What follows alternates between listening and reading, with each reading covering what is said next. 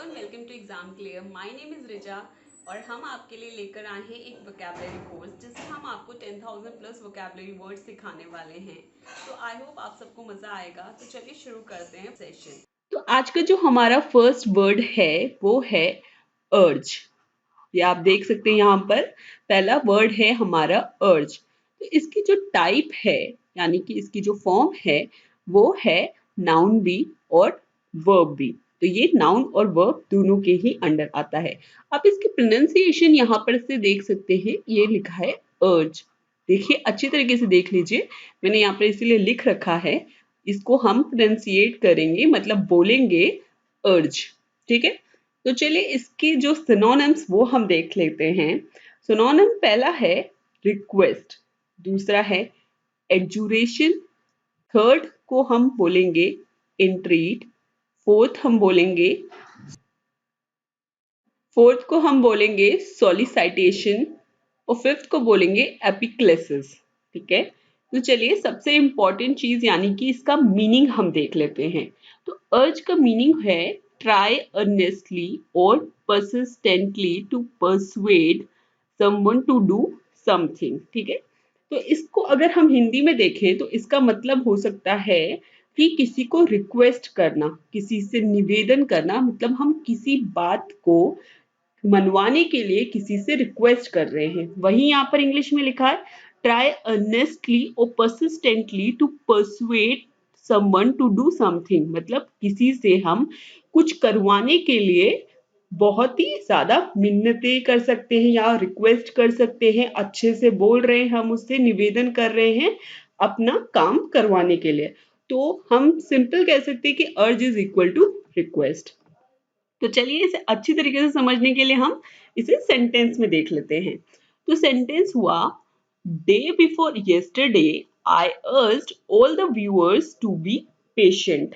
ठीक है, तो मैंने इसे अपने सेंटेंस में यहाँ पर यूज किया है, मतलब कि डे बिफोर येस्टरडे यानी कि कल से पहले वाला दिन, मतलब परसों मैंने अपने सारे व्यूअर्स से अर्ज किया यानी कि रिक्वेस्ट की कि वो पेशेंट रहे। ठीक है, I urged all the viewers to be patient.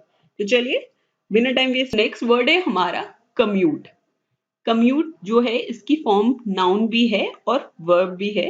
तो चलिए इसकी प्रोनाउंसिएशन देख लेते हैं।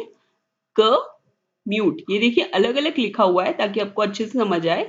ये हुआ क म्यूट। तो इसका मीनिंग लिख लेते हैं हम।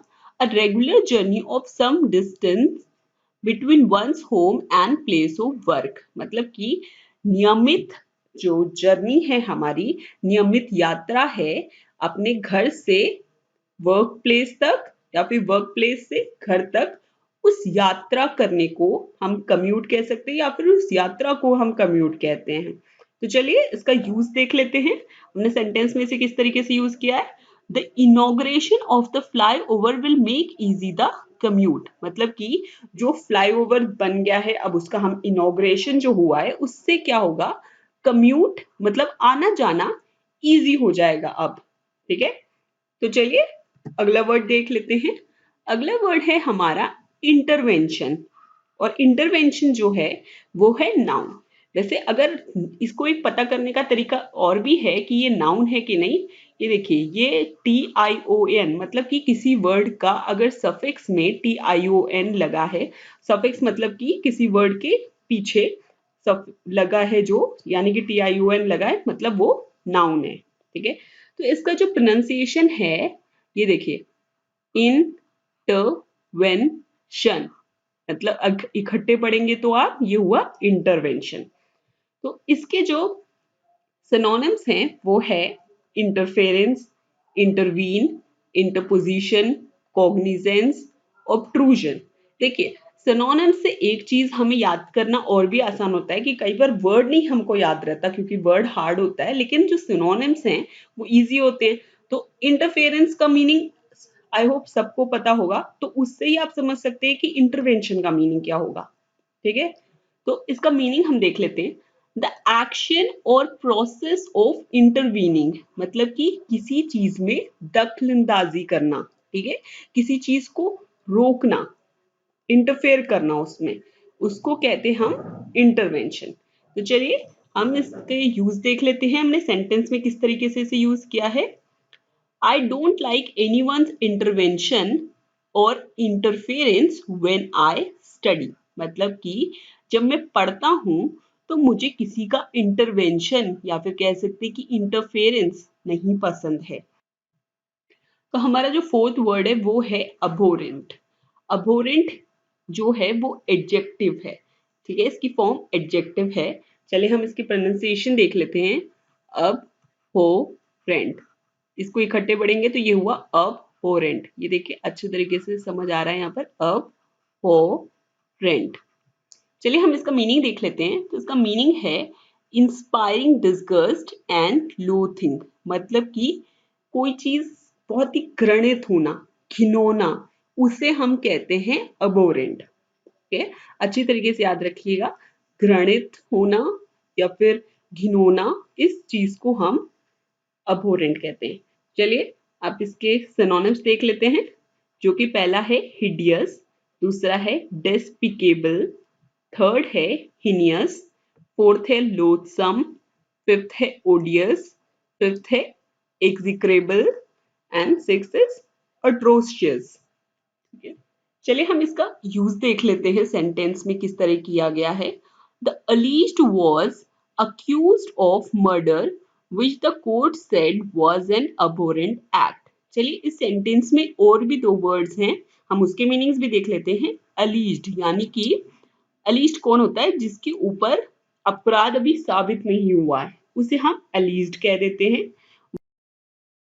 अक्यूज मतलब जिसे अपराधी मान लिया गया है, ठीक है। The alleged was accused of murder, किसका, मर्डर के लिए उसे अपराधी माना गया है, जिसे कोर्ट ने बाद में एक अबोरेंट एक्ट बताया था, मतलब कि एक घृणित एक्ट बताया था। तो हमने यहाँ पर इसको इस तरीके से इस अबोरेंट वर्ड को यूज किया है सेंटेंस में। चलिए आगे बढ़ते हैं।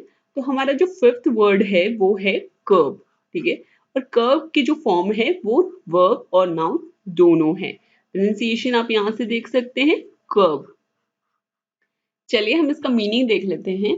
अ चेक और रिस्ट्रेंट ऑन समथिंग, मतलब कि किसी चीज को रोकना, ठीक है, उस पे पाबंदियां लगाना, उस चीज को हम कह सकते हैं कर्व। जैसे कि ये बताया गया कि अ चेक और रिस्ट्रेंट ऑन समथिंग, मतलब किसी चीज को रोका गया है, किसी पे पाबंदी लगाई गई है, उस चीज को हम कर्व कहते हैं, ठीक है।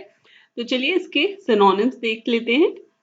Control, restrain, trammel, restriction, limitation, constraint. तो आपको इन सारे वर्ड से पता चल रहा है कि एक ही वर्ड की तरफ इशारा कर रहे हैं कि किसी चीज को रोकना, किसी चीज के ऊपर पाबंदी लगाना, ठीक है। तो चलिए इसका यूज देख लेते हैं हम सेंटेंस में। The opening of air space by the Pakistan government has removed the curve faced by airlines. मतलब कि जो कि जो कि एयर स्पेस यानी कि जो हवाई सफर था, जिसे पाकिस्तान गवर्नमेंट ने अब उसकी ओपनिंग कर दी गई है पाकिस्तान गवर्नमेंट के द्वारा। मतलब पहले रोक, लिमिट कर दिया गया था, रोक लगा दी गई थी, लेकिन अब उसकी ओपनिंग कर दी गई है। तो जिसकी वजह से जो कर्ब यानी कि जो रेस्ट्रिक्शंस आ गए थे एयरलाइंस पर, वो सब अब रिमूव हो गए हैं, हट गए हैं, ठीक है। So thanks for watching this vocabulary session. और अगर आपको हमें फॉलो करना है तो आप हमें फेसबुक पे या फिर टेलीग्राम या फिर इंस्टा, तीनों में से किसी पे भी जाके फॉलो कर सकते हो, चाहे तो तीनों पे फॉलो कर सकते हैं।